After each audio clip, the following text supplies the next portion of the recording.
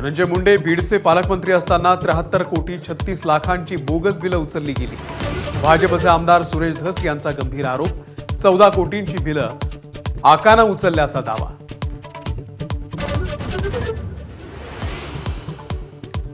धनंजय मुंडे यांच्या राजीनाम्यासाठी सुप्रिया सुळे आणि सुरेश धस यांनी दिला नैतिकतेचा दाखला।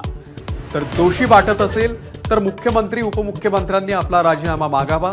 धनंजय मुंडे यांचं राजीनाम्यावरती उत्तर।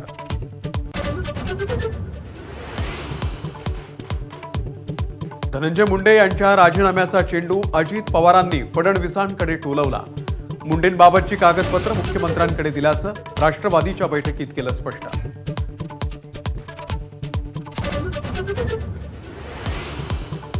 संतोष देशमुख यांच्या हत्येला 50 दिवस पूर्ण, पण आरोपी कृष्णा आंधळे अजूनही फरारच।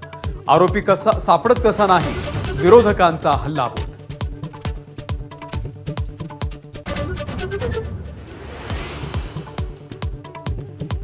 ठाण्यामध्ये जनता दरबार घेण्याच्या गणेश नाईक यांच्या घोषणेमुळे एकनाथ शिंदे नाराज असल्याची चर्चा। मंत्रिमंडळाच्या बैठकीमध्ये ऑनलाईन उपस्थिती। कोणताही मंत्री कोणत्याही जिल्ह्यामध्ये दरबार भरवू शकतो।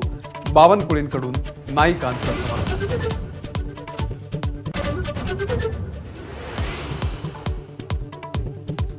10वी-12वीच्या परीक्षेला बुरखा घालून प्रवेश नको, कॉपीचं प्रमाण वाढण्याची शक्यता व्यक्त करत नितेश राणे यांचं शिक्षण मंत्री दादा भुसेंना पत्र।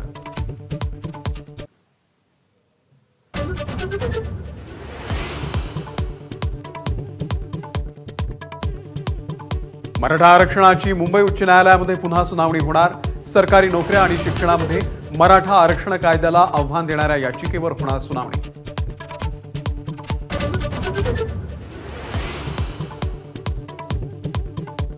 सरपंच हत्या प्रकरणावरून लक्ष हटू नये म्हणून मनोज जरांगे उद्या दुपारी उपोषण मागे घेणार, तर इथून पुढे उपोषणाची लढाई बंद करण्याची शक्यता।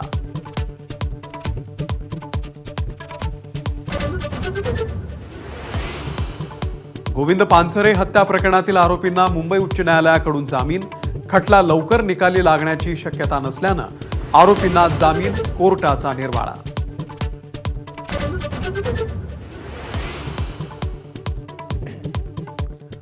राष्ट्रवादीचे माजी आमदार अनिल भोसले यांना दिलासा।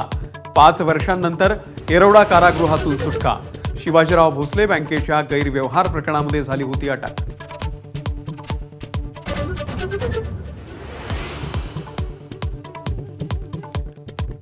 प्रयागराजमधल्या कुंभमेळ्यामध्ये मध्यरात्री चेंगराचेंगरी। मृतांचा आकडा 30 वर। 25 मृतांची ओळख पटली। घटनेची न्यायालयीन चौकशी होणार। पूर्व न्यायाधीशांच्या अध्यक्षतेखालची समिती करणार तयार। एबीपी माझा, उघडा डोळे बघा नीट।